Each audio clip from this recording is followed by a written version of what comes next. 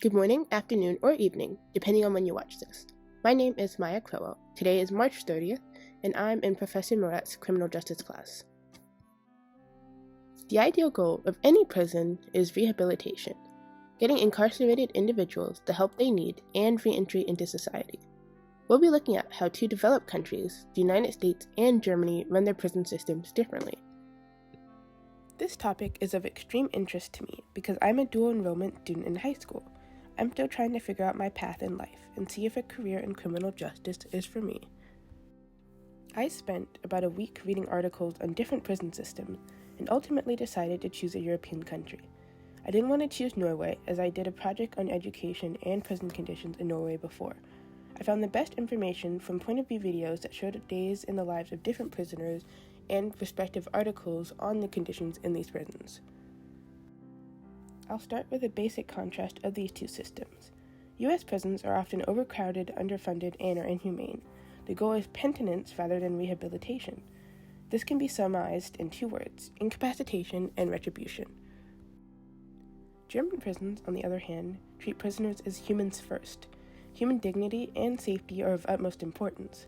This is demonstrated in a Vera article that shows the relationship between human prisoners, obviously, and guards within the prison. They have a cordial relationship and respect one another, whereas in the US, often this relationship is extremely tense. German prisons can be summarized in two words: resocialization and rehabilitation.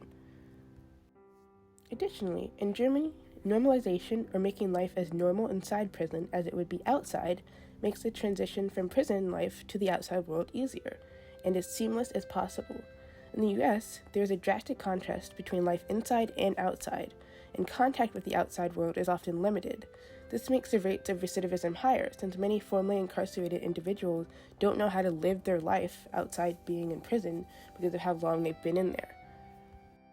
Additionally, mental health is also addressed differently.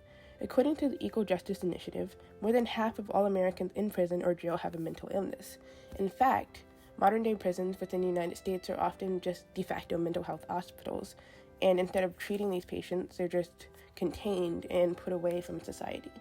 German prisons services also provide health care for all inmates, including psychiatric care, so these problems that may have gotten them into prison in the first place are actually addressed. Ultimately, I believe that Germany has a superior prison system compared to that of the US. The way prisoners are treated and the activities they pursue to engage rehabilitation and encourage this, such as therapy and actually talking with one another and having a good relationship in the prison, are far more effective than the methods in the United States.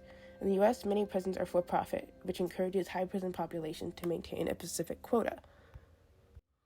And now, I leave it up to you. What is the single most harmful practice within the United States prison system, and how would you correct it?